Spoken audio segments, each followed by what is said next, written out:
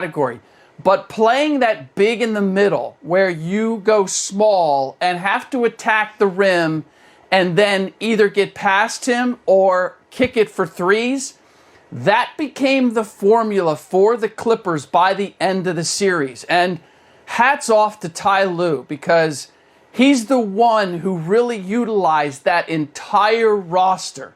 Going to a Luke Kennard, Luke Kennard and Terrence Mann played a total of 14 seconds in game one. Patrick Beverley and Ivica Zubac were starters. They were out of the rotation. Yep. Terrence Mann and Luke Kennard were the biggest subs coming off the bench in game 7. And this is a Luke Kennard that he had no familiarity with because Kennard wasn't on the team last year. So I just believe that Ty Lue did a tremendous amount of changes in comparison to what Doc Rivers didn't do last year. I went and looked at the Denver series. Same starting lineup, same rotation in game 1 against Denver as in game 7 when they lost. And meanwhile, Ty was making all sorts of changes. But the bottom line is they had to deal with Dallas realizing that they couldn't play small. Dallas played small, played better at the beginning of the series. And Ty Lue made adjustments. Yeah. And then Carlisle countered and went big with Boban. And the Clippers figured that out. So having had to play that way against Boban, I believe they go into this series feeling much more confident about their small ball capabilities and utilizing the entire roster than they would have otherwise. But in terms of, are they going to sustain this now? Who the hell knows? The Clippers, as soon as they get to a point where they're like, hey, did we prove who we are? Oh, we did? Okay, can we downshift? And then they get into trouble and have to get going again. So hopefully they've learned their lesson, but we won't find out until we see it. You know, it's funny. I've said this for years. If I was an NBA free agent, Dallas would always be at the top of my list. Number 1, no state tax. Number 2, it's in the middle of the country. So I don't have a 6-hour flight either way. I'm middle of the country. It's a great city for young people, beautiful people. You know, there's a lot of things to do. Yet they don't land free agents. They couldn't get Dirk a 2. And I look at Luka and I think, it's harder to find a 2 than ever because these kids coming out of high school and college, you have a year of tape. It's all projection. You don't really know what you're getting, and then sometimes you hit the lottery and you get like Trae Young. And I look at Luka, and to me, my takeaway this morning is the pressure now is not on Luka. The pressure's on Mark Cuban. He couldn't find a 2 or Dirk, and you settled for a title. I don't know why they can't get free agents in Dallas. Great place to live, but I mean, let's be honest. Porzingis is not the answer, right? No, Porzingis is not the answer as a number 2. The only thing I don't like about Dallas is the airport. I hate that airport. It's a city unto itself. That said, here's the tricky part with Luka Doncic now, and this is the one way in which I put him in the LeBron James category, is that you need very particular players around him. Yeah. And you need a number 2 that can be very effective without necessarily having the ball in his hands. That's what makes, you want him to be able to go one-on-one. You want that guy to be able to get you shots in need situations, but he may not be dominating the ball or seeing the ball for 3 quarters, and then he's got to light it up in the 4th. That's what makes guys very hard to find that can fit that 2 spot next to a guy who's going to dominate the ball the way Doncic is. The other part of it is that Doncic is really kind of while he's a point guard, he plays a slower big man style against a lot of guys. Yeah. You play a slower pace. He's going to work his way to his spots.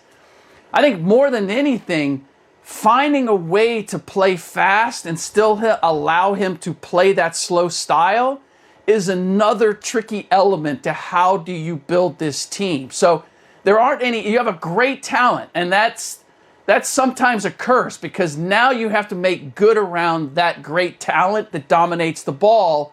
How do you ultimately do that? And there are no easy answers. I immediately think of a guy like a Bradley Beal that would be the ideal number 2 because he demonstrated with Russell Westbrook this year that doesn't necessarily have the ball in his hands all the time and can still deliver big performances. That would be the number one guy on my list in terms of trying to get him and put him next to Luka. So I was watching Milwaukee and Brooklyn, and I've been a cynic of Brooklyn first month of the season. Then I came around and said, it's just great players play together. We've seen it at the Olympics. We see it in AAU. We see it at Kentucky. You can throw great players together and they can play. And I'm thinking to myself after game one, I'm like, Jesus, how discouraging for Milwaukee. Milwaukee's got better health, better chemistry, a veteran coach. And I sat there and I thought to myself, the messaging for a Dame or a Luka or a Zion is just go play with A's. You'll figure out the chemistry. You'll figure it out. Yeah. Seriously, Harden doesn't play game two. If Milwaukee loses game two, boy, doesn't that get into that head of that Milwaukee franchise a little bit?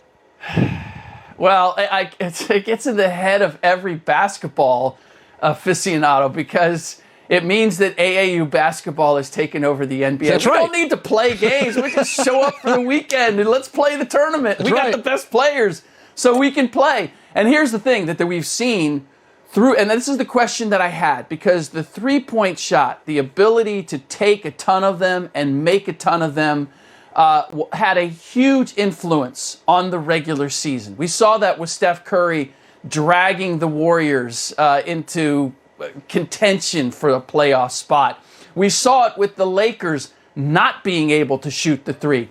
And that's what we've seen so far in these playoffs, and particularly coming up in this next round. The Brooklyn Nets just have more guys who can consistently dribble, penetrate, and kick it for threes. And if you look at all the games over the weekend, the team that shot the three the best and the most are the teams that won going away. It was the same with the Clippers-Mavs series. Yeah. Mavs outshot them early, and as a result, won. Clippers found their way, played small, started shooting the three the way they did all the regular season. Boom, they win the series. Yeah. And that's what I saw more than anything else between Brooklyn and the Bucks and Atlanta and Philadelphia. And that's where you look at Philadelphia and you look at Milwaukee. Like you, I like both of those teams as playoff teams, largely because of how they play defense. But if you can get up enough threes and you can get to the free throw line, you can turn that what is normal in the postseason on its head. And it now becomes shooting the three is more important than playing defense. And that was never the case in the postseason, but it just may be the case in this postseason. And it's why I'm not changing my opinion of the Nets just yet, but we may have changed the dynamic of how playoff games are won. And if we have, then the Nets have an advantage that I thought was not going to be big enough considering their disadvantage playing defense. Good stuff, Ric Bucher, Fox Sports. Good talking to you, bud.